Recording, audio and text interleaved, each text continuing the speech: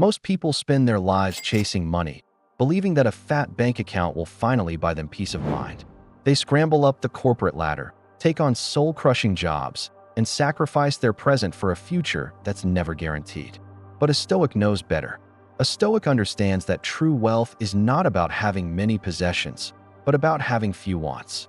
It's about building an inner citadel that no financial crash can ever breach. Today, we're not just talking about getting rich. We are going to explore how to achieve profound success and build lasting wealth without ever losing your soul. Money is a powerful force, but it must be understood for what it is, a tool, not a master. The Stoics were not ascetics who rejected wealth outright. In fact, Seneca was one of the richest men in Rome. Yet, he never let his fortune define him or dictate his happiness. He famously said, "It is a great man who uses silver dishes as if they were clay, but it is equally great to use clay as if it were silver." This single sentence captures the essence of the Stoic relationship with money. It's about indifference. Whether you are dining with silver or clay, your inner state should remain unchanged. Your character, your tranquility, your virtue, these are the things that matter. Wealth can provide comfort, opportunity, and the ability to help others. It can free you from the daily grind and give you the space to pursue your true calling. In this sense, it is a valuable tool. But the moment you start to depend on it for your self-worth, the moment you let fear of losing it consume you, the tool has become your master. You are no longer in control, your possessions are. The Stoic millionaire understands this dynamic perfectly. They use their wealth to live a good life, but they are equally prepared to live a good life without it. They practice a kind of psychological detachment, knowing that external things are ultimately beyond their complete control. They can enjoy the fruits of their labor, but their happiness is not tied to them. This is the first and most crucial step toward true prosperity, to see money as a useful servant, but a terrible master. True, lasting success is never born from a desire for mere profit. It is a natural consequence of providing genuine value to the world. The Stoics believe that every person has a duty to contribute to the common good, to play their part in the grand tapestry of humanity. Marcus Aurelius, the Roman emperor, constantly reminded himself to get up in the morning to do the work of a human being. Your focus, therefore, should not be on the price you can charge, but on the value you can create. Pour your energy into your craft. Whether you are an artist, an entrepreneur, a teacher, or a craftsman, strive for excellence. Do your work with integrity, diligence, and a commitment to serving others. When you shift your focus from what you can get to what you can give, a remarkable thing happens. The world begins to reward you. People are drawn to quality, to authenticity, and to those who genuinely seek to make a positive impact. Financial success, in this context, is not the goal itself, but a side effect of a life lived with purpose and virtue. Chasing money directly often leads to compromise, shortcuts, and a hollow sense of achievement. But chasing excellence, chasing value, leads to a success that is both sustainable and deeply fulfilling. It's a success that you can be proud of, one that aligns with your deepest values. Remember, the market may be fickle, but value is timeless. Focus on becoming the best at what you do, and the rewards will inevitably follow. In our modern world, we are constantly bombarded with advertisements for luxury. We are told that happiness lies in the next expensive car, the designer watch, or the lavish vacation. The Stoics saw this for what it is, a dangerous trap. Seneca warned that constant exposure to luxury softens the mind and weakens the spirit. It creates a dependency on comfort and makes us fragile. When we are accustomed to the finest things, we lose our ability to endure hardship. We become slaves to our appetites, constantly needing more and more to feel satisfied. This is why the Stoics practiced voluntary discomfort. Occasionally, they would intentionally live as if they were poor. They would eat simple food like bread and water, wear plain, coarse clothes, and sleep on a hard floor. They did this not because they glorified poverty, but to remind themselves of a powerful truth. Their happiness does not depend on expensive things. By embracing simplicity, they inoculated themselves against the fear of loss. What could fate take from them that they had not already proven they could live without? You can practice this in your own life. Try fasting for a day. Sleep on the floor for a night. Wear your simplest clothes for a week. These small acts of self-discipline will strengthen your resilience and prove to you that your inner peace is not for sale. It will show you that the best things in life, a clear conscience, a strong character, and a tranquil mind, cost nothing at all. What does freedom mean to you? For many, it's the ability to do what they want when they want. Yet, millions of people are trapped in a modern form of servitude, debt. A mortgage you can barely afford, crippling credit card bills, a car loan that eats up your paycheck. These are not assets, they are chains. The Stoic philosopher Epictetus, who was born a slave, knew the value of freedom above all else. He taught that true freedom is not external, but internal. And a crucial component of this internal freedom is financial independence. Debt makes you a slave. It forces you to stay in a job you hate, to answer to a boss you disrespect, and to make decisions based on fear rather than principle.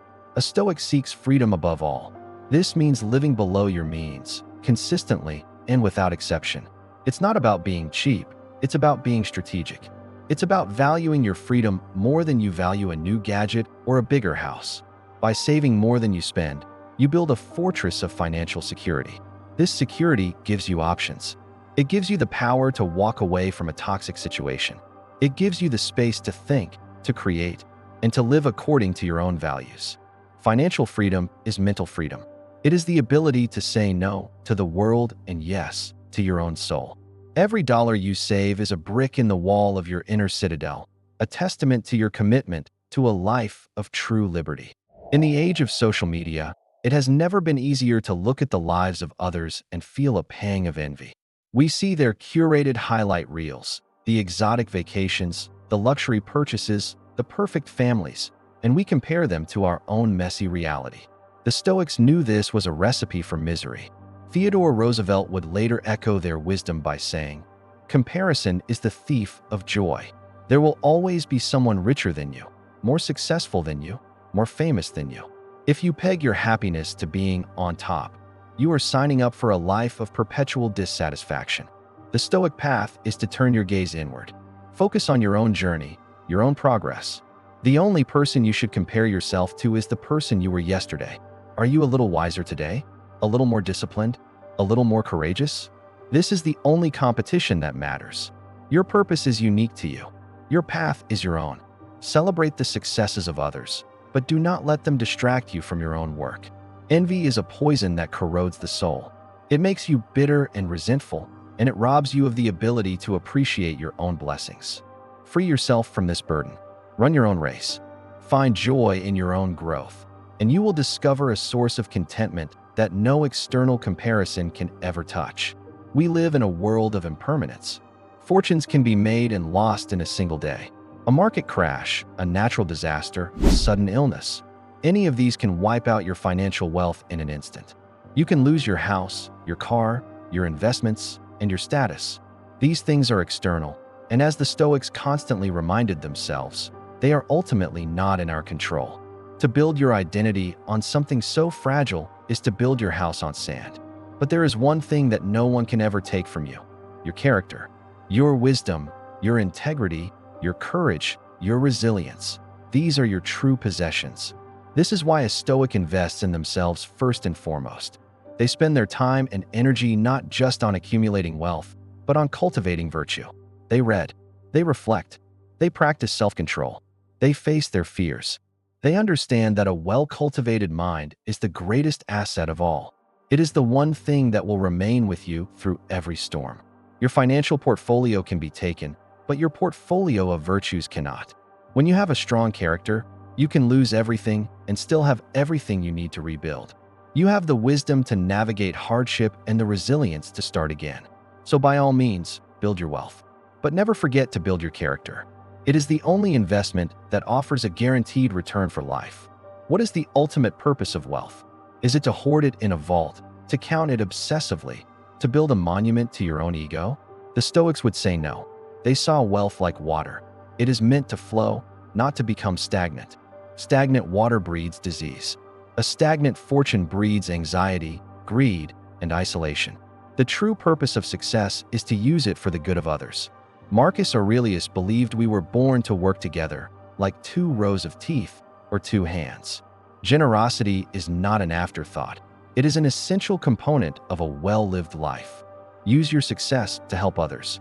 Mentor someone starting out. Donate to a cause you believe in. Support your community. Lift up those around you. True prosperity is not measured by how much you accumulate, but by how much you contribute. The joy you get from a new car fades quickly, but the joy you get from making a genuine difference in someone's life is lasting. It enriches your soul and connects you to something larger than yourself. Being generous also reinforces the lesson of detachment. By giving your money away, you are proving to yourself that you are its master, not its slave. You are demonstrating that your security comes not from your bank balance, but from your character and your connection to the human community. So, as you walk your path, remember these lessons. See money as a tool. Create value. Avoid the trap of luxury. Seek freedom. Run your own race. Build your character. And let your wealth flow to others. This is the Stoic way to true prosperity. It is a path that leads not just to a wealthy bank account, but to a wealthy soul. Be rich in spirit, and you will never truly be poor. If you want to continue building a life of true abundance, a life of meaning and tranquility, make sure you subscribe and stay on this path with us. Comment "Wealthy Mind" below to affirm your commitment. We'll see you in episode 7.